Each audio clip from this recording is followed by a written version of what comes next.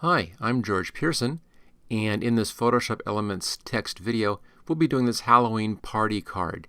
You can download the file if you want to from my website, and there's a link for that in the description and in those YouTube cards, upper right-hand corner up there. I've left a space down here to put in party location, date information if you want to on this card. Everything else we'll be doing right here inside of Photoshop Elements. Now, if you enjoy this video, make sure you click that like button and also subscribe to my channel. If you want to learn everything about how to use Photoshop Elements, look at my complete training titles and you'll find links for that as well. Okay, let's get to it.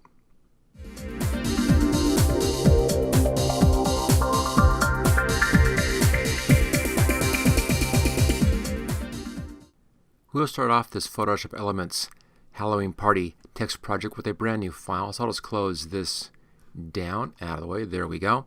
And File, New, Blank File. I have this set for the default size, which is 6 wide by 4 high at a resolution of 300. And choose OK. There we go. And let's just dock that to the page. So there's the basic opening file. Let's now open up the pumpkin file, which we'll use in here. And I have it sitting right there. There we go. You can use any pumpkin file you want, any picture you want. I have this one, of course, available as a download as well. We're going to be using just this middle pumpkin. So let me just get this enlarged a bit. Notice I have this on a floating window. If you haven't used floating windows before, just go up to Edit, come down to Preferences and General tab. And right there, make sure these two checkboxes are checked. Allow floating documents in expert mode and also enable floating document window docking. With those two checked, you can then have floating windows, or you can dock your windows like that or float them like that. It makes it very, very easy when you're working with multiple files. Okay, let's just zoom in on our pumpkin. We're going to make a selection around just this pumpkin, hide everything else with a layer mask, and then do our work on that as the basis for our scary pumpkin. Now, before we do that, let's just take this layer here, this background from this photo, drag it over onto our new image just like that, and there we go. Okay, let's close this one down. So we now have this combined inside of our other file. We can then work with it right in here. Okay, let's go ahead now, zoom in on this. That's close enough, just a little bit larger to work with it. Let's make a selection around here. This does need to be really accurate, but just go ahead, take your time as always. I'm using the polygonal lasso tool right there, and let's set this to a new selection, feathering out 1 pixel. Let's start right down here, kind of bottom left-hand corner of this pumpkin, and then just take your time when you're using this tool. If you click too fast, it's going to collapse the selection. You'll have to start over again. So don't do any double clicking, just single clicks. Give it a moment between each click so that you don't collapse that. And let's just work our way around the stem here. Again, doesn't need to be real accurate with this particular project. And we'll move around the right-hand side. We'll be using this pumpkin for 2 different uses. One is for the basis for the black pumpkin, for the silhouette pumpkin, and the second will be using this for the inside glow as well. So it's kind of a double use on this thing. Okay, just come back up to the starting point. And the reason why I began right there, I could easily spot that, is so I know where I started off. Come back to that point and then click on that starting point, or if you're close to it, just double click and that will then complete your selection. Okay, now let's just hit the new layer mask button right there, add layer mask, and there's the pumpkin. We want to clean up this bottom down here. So I'll zoom in on that. There we are. Again, this isn't critical. We just want to get rid of this straw stuff. So grab the clone stamp tool. Pick a reasonable size. Mine, let's set it, let's say 70 pixels. In here is pretty good size. Opacity 100. I'm using a soft edge brush on this. And then I'll start right over here. Hold down the Alt key and click, and that sets your start point. If you see white like that, that means you're on the layer mask. Notice that light blue outline, so just double click over here on the picture side, so you should be seeing just orange. Okay, and then let's just copy that in. And whenever you see that little kind of crosshairs right there, that means that I'm holding the Alt key down to click a new position, and then I move down to paint. If you see it like this with a circle and that plus sign, then I'm just using the mouse and holding down the mouse. If I let go of the mouse key, that plus sign goes away. You can see when I'm painting, there's the plus sign. When I'm selecting, you see that little crosshair thing in there. So I'll select right there and pull it down. Also notice how I'm trying to grab a spot that I can pull from. You see there's this line in here. I grab from that line. You can then see that line there. So I can line that line up and then pull that down. It just makes for a little bit cleaner selection on this and a better clone stamp. It's not critical though on this particular project. So if you mess up a little bit here, it doesn't really matter. I'm just going to do a little bit here. You'll see why as we get down to that point. This really is coming in as just background stuff. I just want to get rid of this bottom bit of whatever that is down there, that straw. And that's all you need to do. Again, doesn't need to be real perfect, doesn't need to be careful. You just need to just get rid of that stuff and leave just basic pumpkin coloration down there. And that's all I need to worry about. Don't worry about little spots like this right there. It doesn't matter. This little blip here doesn't matter. These kind of sharp edges on the selection doesn't really matter. That just adds to the overall effect. And don't worry about this if you kind of missed your edge here. I wasn't real tight there. Again, doesn't matter for this project. Real easy. Okay, let's go back here to fit on screen. Put our pumpkin down about right here, almost touching the sides. Let's now resize this up a little bit. If you don't see your control handles, use the Control T keyboard shortcut to bring your control handles back up again like that. Make sure down here in the options that constrain proportions is checked. That means that the width and height are going to always be locked together. And let's now increase the size of this pumpkin to 123. You should see that on both sides. There we are. And we'll drop that into just about there, just a little bit off of the left and the bottom side. Okay, that's the basic position now for the pumpkin. We can now begin to work on the rest of the look of the pumpkin in here. So let's take the pumpkin layer, copy it up to a new layer, just like that. So here's the original layer, here's our new layer. We're going to be converting this new layer using filter, adjustments, and threshold. And this converts it to a straight black and white image. Now all I want is a little bit of a white highlight up here and mostly black. So we'll do that by taking the threshold control, pulling this to the right hand side, and you say you can really adjust how much of the pumpkin is being converted from black to white. And take it just about here so you have just a little bit of light showing up along the top rim up there. Stuff down here doesn't really matter. I just want just a little bit of that. That just helps to give us that curve feeling. If we go too far on that, we lose that curve up there. If we're down here too far, it's too much white. So just until you have a little bit of that curve still showing. Maybe at about 190 or so, right in there, just a little bit of that curve on that light. Choose OK. So it still has a nice round look to it, and that's that little bit up here helps give us that visual clue. Okay, there we go. That is the next pumpkin. Now take this layer and copy it to a new layer. So I have two copies of that threshold mapped or threshold filter pumpkin. Okay, now hide the top layer, come down to our first one, and we'll apply a gradient map onto this layer, giving us some coloration. Go up to Layer, come down to New Adjustment Layer and Gradient Map. Where it says Use Previous Layer to create clipping mask, make sure that's selected and choose OK. There's the map. We can't see anything yet. Click on the gradient. This brings up the editor and choose that one right there. It's the violet to orange gradient. Select that and choose OK. Now the gradient is going orange in our highlight to violet or purple over here. I want to reverse those colors. So click on this checkbox right there that says reverse. So now I have all of that orange up in here and a little bit of that violet right there. Okay, that's good.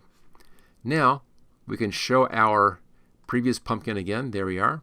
Let's come down to the one that we just did. This is the bottom of our two layers, the middle pumpkin layer now. And using the cursor keys, the arrow keys on the keyboard, I'm going to tap this up. Go up 6 and over 2. So what that gives us then is this orange outline showing up around the pumpkin. Got an orangey kind of an outline thing showing up. Okay, so far so good. Working out very nicely. Now we're still on this same middle layer in here. We can now move up to the top layer, and we're going to be showing through onto this middle layer. So we're going to hide some of this to show this stuff through it. And we'll do that by adjusting the layer mask over here on the right hand side. Black hides, white shows. I want to hide some of this picture to show what's in behind. So we'll be using black. Make sure your foreground color is set up black. Let's zoom in on this, get a little better size in here to work with. There we are. And then grab the polygonal lasso tool. Make sure it's set for a new selection, and I have feathering set at 1 pixel. Not that critical on this particular step though. And I'll start right up here in the light area. Click here, and we'll do the left hand eye first. I'll click and come down just a bit and make a pretty good sized eye in here. Kind of like that. So there's a selection. We're on the layer mask, and then let's fill that with black. When you fill it with black, it's hiding this top picture and showing the one underneath. So we're seeing right through. Okay, back to the polygonal lasso tool. We're on new selection. Let's put the other eye in now. And I'll start over about here, and then come up a little bit, and then down, and then over. Notice how my eyes are a little bit pushed to the right hand side, just slightly. If I do a center line between the eyes, the center line is a little bit to the right of the center of the pumpkin. That helps it look like it's looking at you and not looking off someplace else. Now these don't have to be accurate, just any nice triangles. And you can also do anything you want in here. This is where you're actually carving your pumpkin. Any pumpkin face you want is just fine. Just use this technique, and then we'll fill that. So you're using the polygonal lasso tool to cut out your pumpkin's features. Okay, let's put a nose in here. Same trick. Just do a little triangle like that. There's the nose. Let's fill that. Polygonal lasso tool one more time, and I'll now put in the mouth. I'm going to do just a big smiley mouth in here, just like that, and then we'll come way down around by the bottom.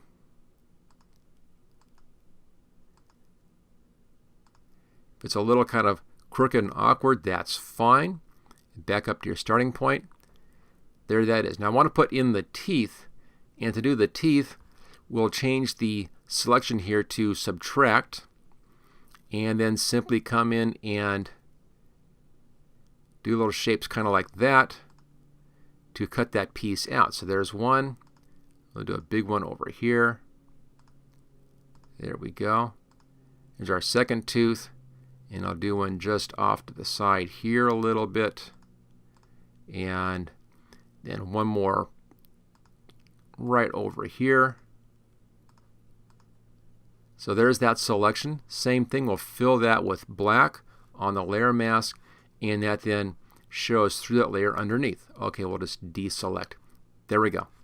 So far so good. Now we have one more step on this to make this look even better.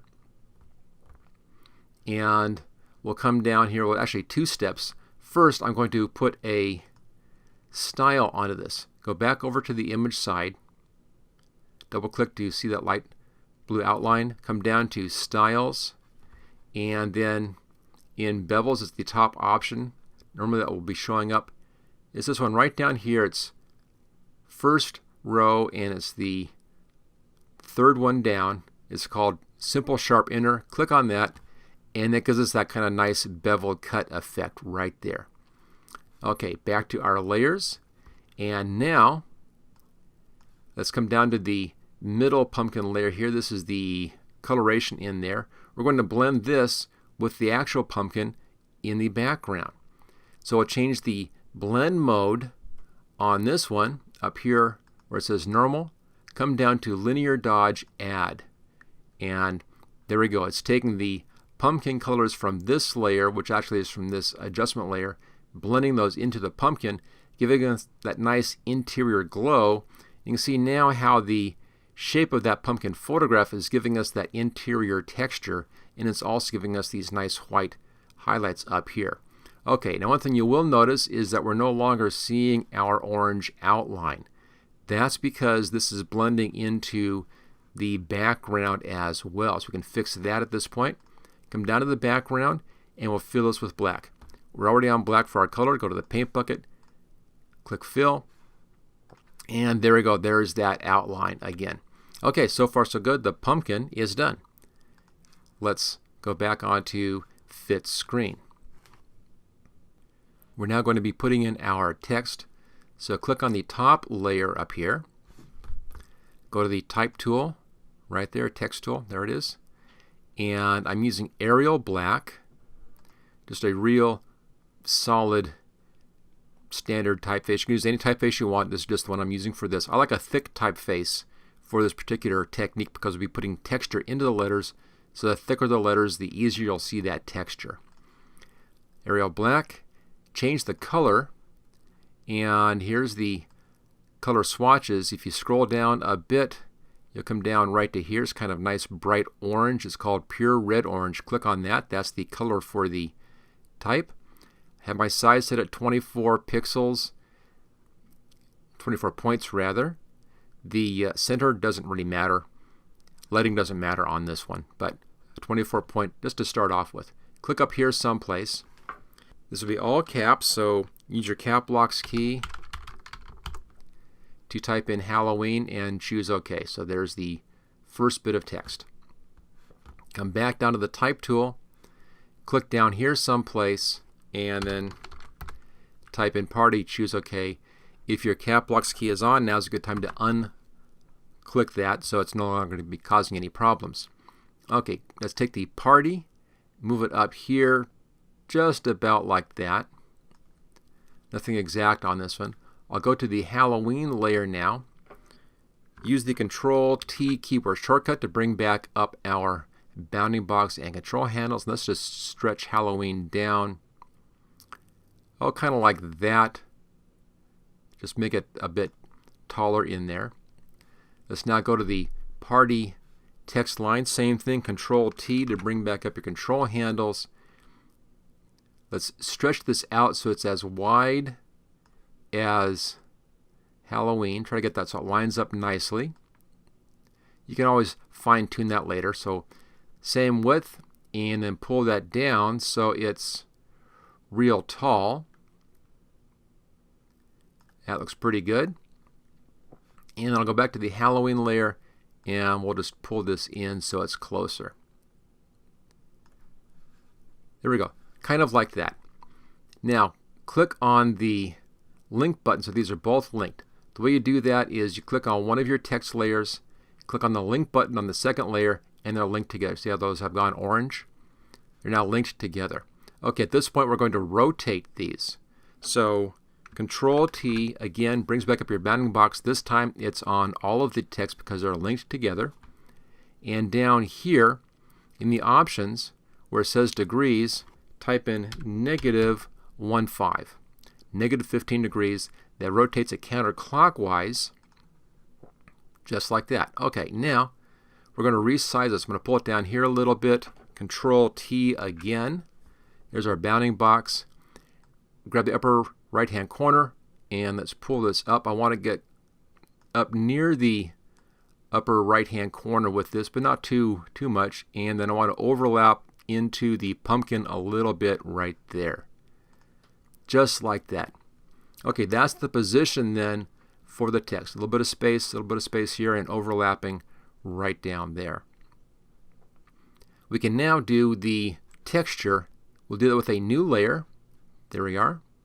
Let's come down to our colors, bottom left-hand corner. Click on that little icon to reset your colors back to their defaults. Black should be in front. Grab the paint bucket and just click any old place. And that fills that layer with black. It doesn't matter what you fill it with. I just go for black. It's going to be using the foreground and background colors, which is why I used or reset this. It'll use black and white, but it has to have something on the layer to do this next step. Okay, up to the filter menu, come down to render and fibers. And whatever the default is, that should be just fine on this. Choose OK. There we go, just a bunch of fiber kind of things in here. Let's now do the Control-T keyboard shortcut again. That brings back up our transform options and set the degrees to the -115 that we did previously, so that this is at the same angle as our text. And then green check mark for OK. We have that one done. Let's now make a copy of this. So we have two of those. Take one of these and move it down so it's above Halloween, and the one is above Party. Right click where the name is and choose Create Clipping Mask. It just puts that inside of that text. Come down here, right click and Create Clipping Mask, and it puts that inside of that text. So there we go. That gives us that on top of our text. Now remember, the text is still bright orange, and we have this sitting on top of that. So we can now blend this stuff into that bright orange. And we'll do that by changing the blend mode on this one. Go up here to where it says normal. Click on that. There we go. Come down to linear light right down there. And that blends the fiber effect into the orange we had, gives us a real kind of creepy effect. Okay, let's go up to our top one here for the party text. Same thing. Come down to linear light, and there we go. That takes care of the look for the text on this. The last two things we have left, a little bit of paint splash down here just for some coloration, and then our red glow in behind. So our coloration, we'll be using a graphic. Down here, graphics, click on that, and I'm going to put this clear to the top. So we're in the graphics panel, and we're looking at shapes. And then if you scroll down, I'm using the scroll wheel on my mouse, scroll down a bit, and you'll see those paint splatters down here just a little bit further. There we go. Right there. There's the paint splatters. Click on that, or double click, and that brings your splatters. Now we can't see them. They're kind of hidden in here because it's black on black. So back to our layers and just hide the background. And there you go. Now you can see those paint splatters. Again, using the Control-T keyboard shortcut to bring back up our bounding box and control handles, we can now stretch this up and make it a little bit better fit in here. Something kind of like that. Just big spots. This is just giving us some texture for this area. Okay, there that is. We can now show the background again, and we'll put some coloration into here. We'll do that with a new layer on this one. Go up here to Layer, come down to New Fill Layer, and choose Gradient. Now where it says Use Previous Layer to create clipping mask, check that. Choose OK. Click on the gradient itself. That brings back up the editor, and we'll choose the same violet to orange gradient. Choose OK. There we go. It just puts that coloration into that graphic. Now you can change or adjust it if you want to. I'm just using these kind of purpley colors because purple and orange look real good for Halloween. And again, that just gives you some texture. Now this area down here is saved if you want to put in a text for where your party is, the date, time, that kind of stuff. Just put that in here in white, just white lettering. There you go. Okay, last thing we have left to do is our glow in behind the pumpkin. Let's come down to the background layer. There we go. Let's make a new layer above that. Here's our new layer. Go over to the gradient tool. You should be seeing it on the last gradient used, which is this one here. It is the violet to orange. Now where it says reverse, check that, so you should be seeing orange to violet. And then over here on the type, it probably says linear. Go over here to reflected and choose that one. Now come into about the middle of the pumpkin, hold the shift key down, and then pull to the right just a little ways past the pumpkin. And that gives you this kind of a look here. We have the orange here, and it reflects left and right, and the orange fades out just about the edge of the pumpkin and then goes into our violet colors. Okay, you may even like that, that's fine. But we're going to blend this now into the back. So we're still on that layer. Go up to the blend mode, come down to pin light, and that combines that color with our black and gives us this kind of a neat red highlight thing right there. And there it is. There is the Halloween party card or invitation. Let me just pull this up again, and we'll zoom in a bit. I'll change our zoom level here to 50%. That should fill pretty well. There it is. So there's the Halloween party card done here in Photoshop Elements. Thank you for watching my video. I hope you found it useful. If you like this video, click on the like button below to let others know. You can click the subscribe button so you don't miss any of my videos in the future. I'm frequently uploading new training videos. Don't forget to check out my website at howtogurus.com.